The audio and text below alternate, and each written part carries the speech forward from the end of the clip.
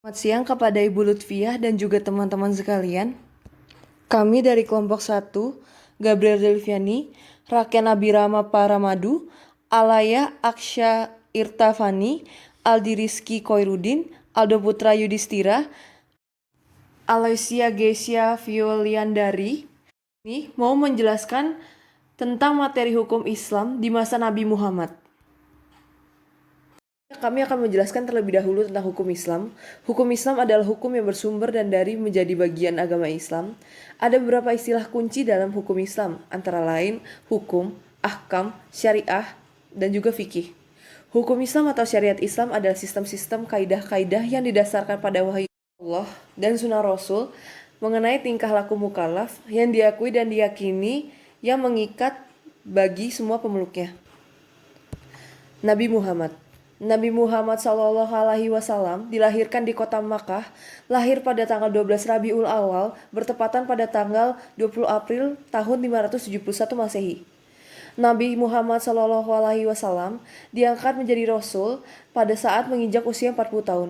Pada malam 17 Ramadan yang bertepatan pada tanggal 6 Agustus 610 Masehi, Muhammad didatangi oleh Jibril saat berdiam diri di Gua Hira, menurunkan wahyu pertama yaitu surat Al-Alaq ayat 1-5. Selanjutnya masuk ke dalam materi karakteristik bangsa Arab ketika Rasulullah Shallallahu Alaihi Wasallam datang. Sebelum Nabi Rasulullah Shallallahu Alaihi Wasallam datang, bangsa Arab menganut paham kesukuan, memiliki tata sosial politik yang tertutup dengan partisipasi warga yang terbatas, faktor keturunan lebih utama dibandingkan kemampuan, mengenal hierarki sosial yang kuat, dan juga kedudukan perempuan yang cenderung direndahkan.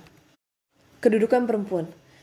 Kecenderungan bangsa Arab pada masa pra-Islam merendahkan perempuan setidaknya dapat dilihat dari dua aspek, yaitu yang pertama, perempuan dapat diwariskan, sehingga ibu tiri dapat dinikahi oleh anak tirinya ketika sang bapak meninggal dunia. Posisi ibu tiri dalam bangsa Arab pra-Islam tidak memiliki sebuah hak pilih untuk menerima ataupun menolak. Yang kedua adalah perempuan tidak mendapatkan harta warisan. Lalu masuk ke keadaan perekonomian. Sebelum datangnya Islam di tengah masyarakat bangsa Arab, jauh sebelum itu, bangsa Arab sudah mengenal dan sudah memiliki sebuah sistem perekonomian yang handal dan juga profesional. Sehingga bangsa Arab sudah melakukan ekspansi keluar wilayah Arab melalui sistem perekonomian yang profesional tersebut. Kehidupan sosial.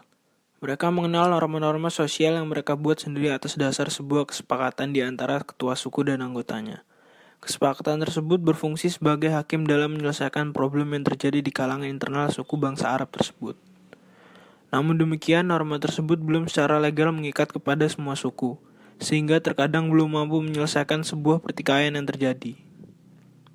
Problem tersebut terjadi karena norma yang diakui oleh sebagian suku yang lainnya terkadang tidak bisa digunakan untuk suku yang satunya dan seterusnya. Sehingga norma tersebut hanya bersifat eksklusif dan hanya bisa dijadikan hakim dan solusi pada permasalahan serta suku tertentu saja. Meskipun pada umumnya bangsa Arab melakukan penyimpangan dalam hal syariat, tetapi sebagian kecil masyarakat bangsa Arab juga masih mempertahankan prinsip monoteisme yang diajarkan oleh Nabi Ibrahim alaihissalam. Kelompok ini dikenal dengan sebutan Hunafa.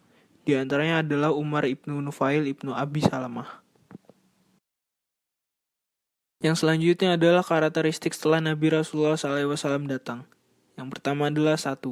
Menyamakan derajat semua golongan sosial, sehingga tidak membeda-bedakan antara golongan yang kaya dan yang miskin. 2. Antara laki-laki dan perempuan, semua di mata Islam memiliki porsi dan hak yang sama. Dan yang ketiga, filter atas adat dan istiadat yang ada.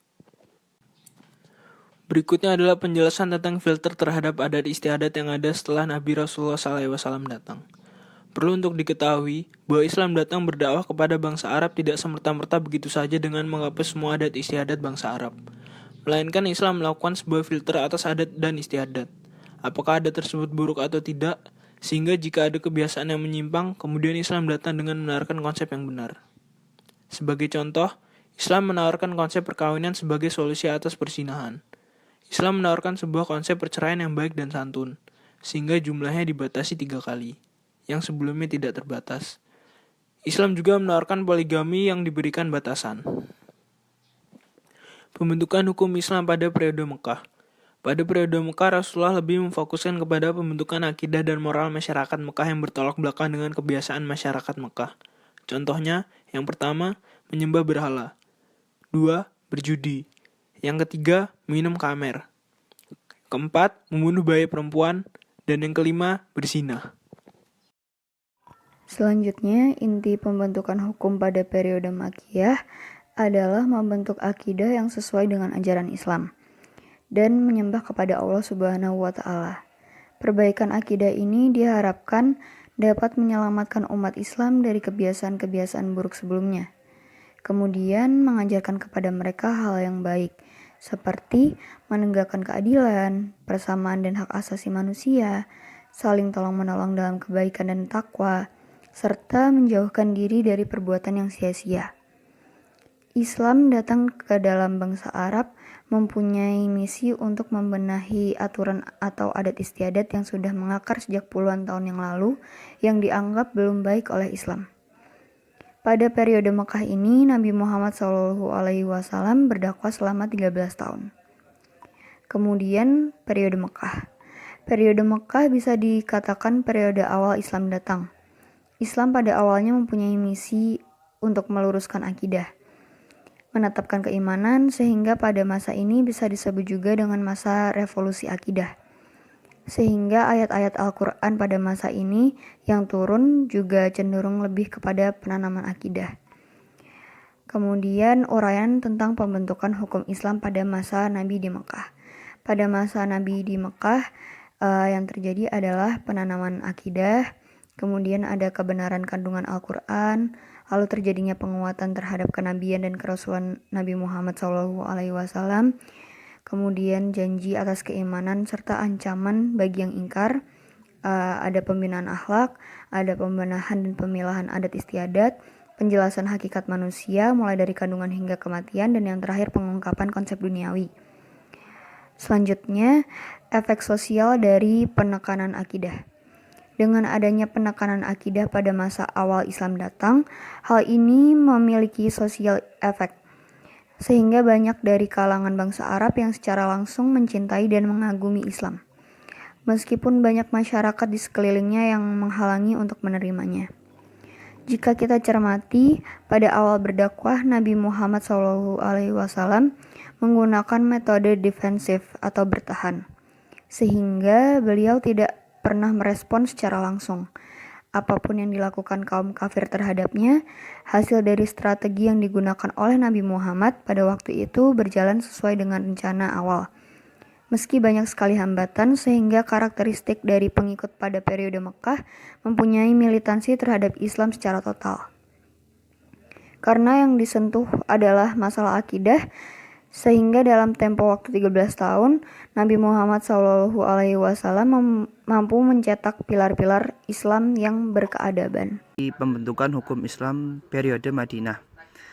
Pada periode Mekah, karakteristik masyarakat tidaklah sama dengan periode Madinah, melainkan masyarakat Madinah sebelum datangnya Rasulullah SAW sudah tercerahkan dengan syariat Islam yang dibawa oleh sahabat Mus'ab bin Umair radhiyallahu an. Persatuan kaum Muhajirin dan kaum Ansar menjadi modal utama dalam menerapkan hukum Islam di masa periode Madinah. Jadi memang pembentukan hukum Islam yang berada pada periode Mekah dan Madinah itu berbeda.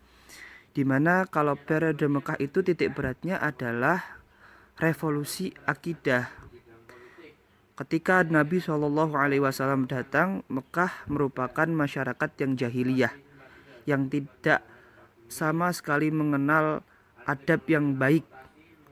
Contohnya telah dijelaskan sebelumnya, seperti merendahkan harga diri atau martabat wanita, dan banyak hal yang lainnya.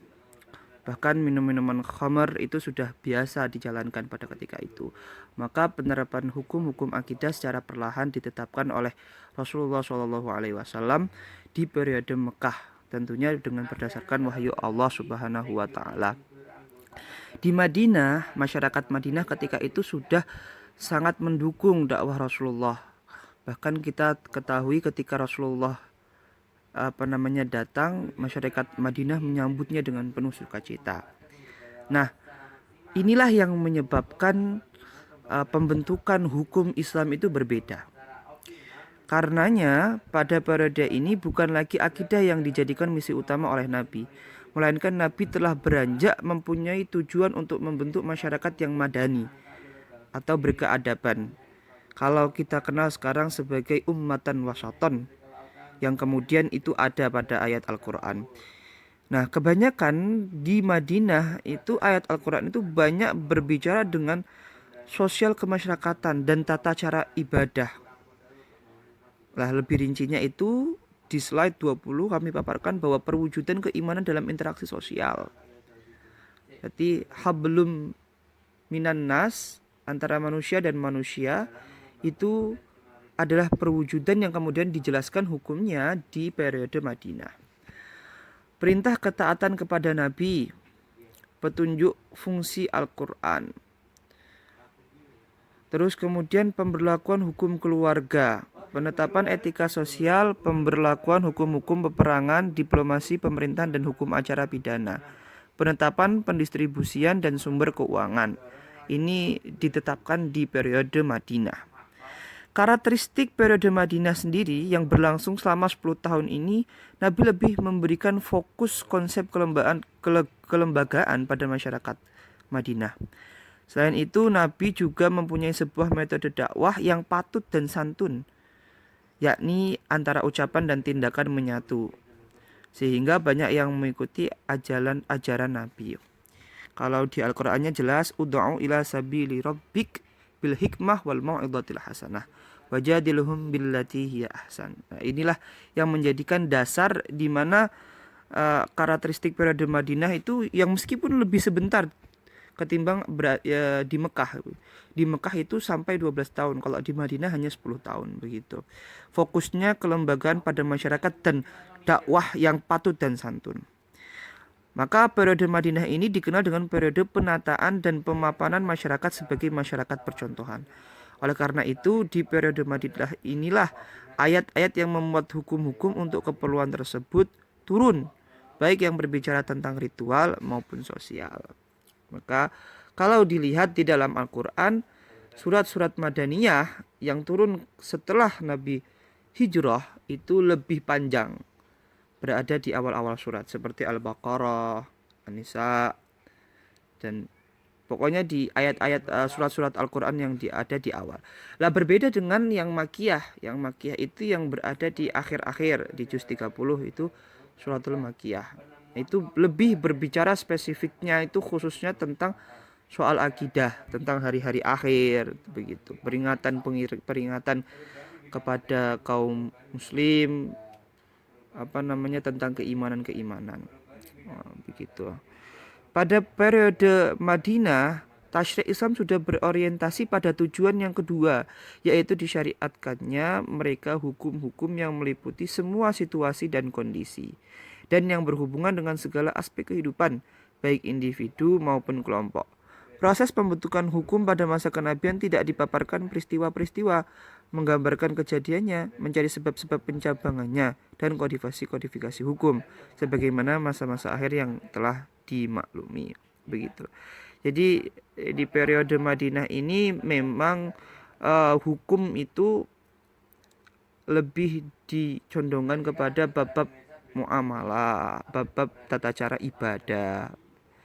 Berbeda dengan di Makkah yang kalau kita cermati lebih menanamkan kepada akidah, karena sistemnya itu datang untuk memperbaiki tata etika dulu, pembinaan akhlak dulu. Ketika akhlak sudah baik, maka yang ditata adalah bagaimana bersosialisasi, membina keimanan melalui interaksi sosial, begitu. Ada 3 aspek yang perlu dijelaskan dari proses pengembangan syariat pada periode Madinah ini, yaitu yang pertama, metode Nabi dalam menerangkan hukum. Dalam banyak hal, syariat Islam turun secara global Nabi sendiri, tidak menjelaskan apakah perbuatannya itu wajib atau sunnah, bagaimana syariat dan rukunnya, dan lain sebagainya. Seperti ketika Nabi sholat, para sahabat melihat sholat Nabi dan mereka mengikutinya tanpa menanyakan syarat dan rukunnya. Yang kedua, kerangka hukum syariat. Ada hukum yang diisyaratkan untuk suatu persoalan yang dihadapi oleh masyarakat, seperti bolehkah menggauli istri ketika mereka sedang haid, bolehkah berperang pada bulan haji, dan ada pula yang diisyaratkan tanpa didahului oleh pertanyaan dari sahabat atau tidak ada kaitannya dengan persoalan yang mereka hadapi. Termasuk di dalamnya adalah masalah ibadah dan beberapa hal yang berkaitan dengan muamalat. Yang ketiga, turunnya syariat secara bertahap atau periodik. Turunnya syariat secara bertahap atau periodik maksudnya pembentukan kondisi masyarakat yang layak dan siap dan menerima Islam harus menjadi prioritas yang diutamakan.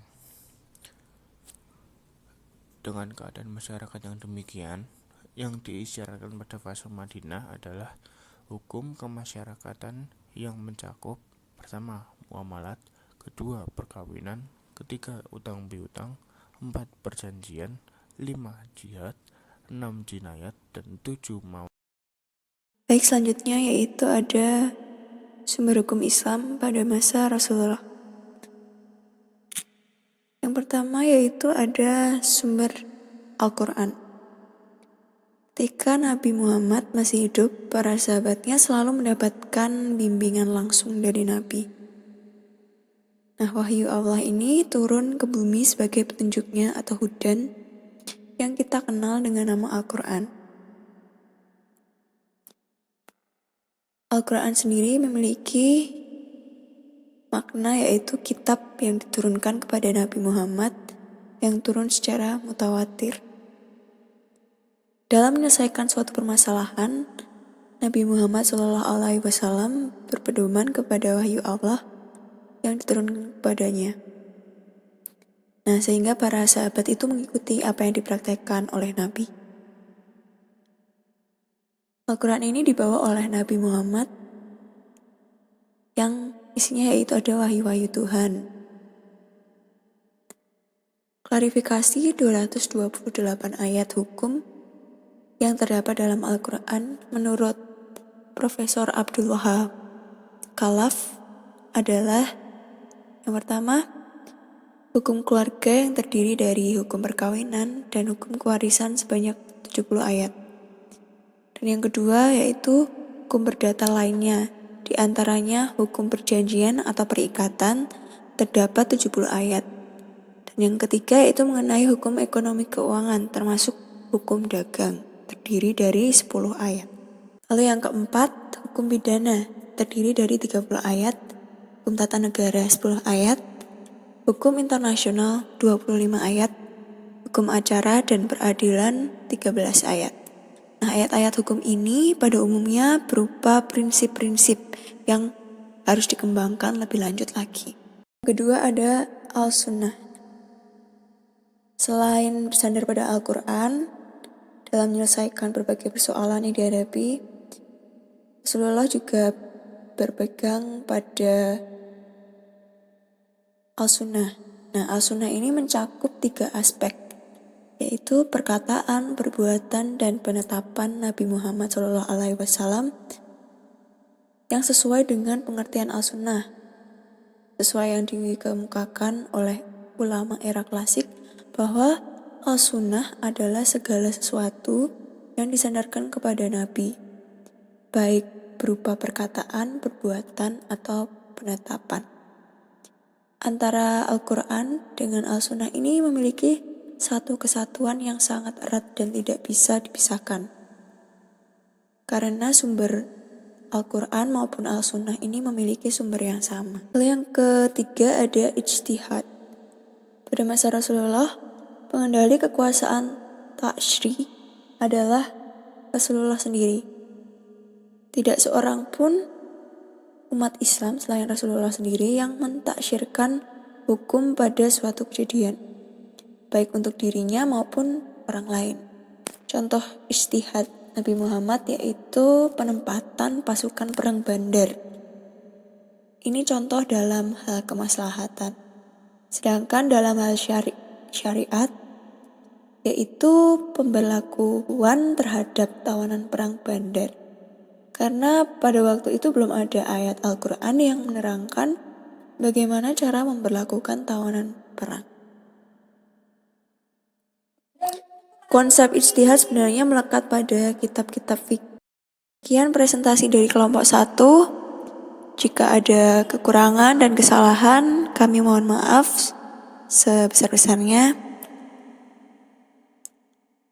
Demikian presentasi dari kami. Assalamualaikum warahmatullahi wabarakatuh.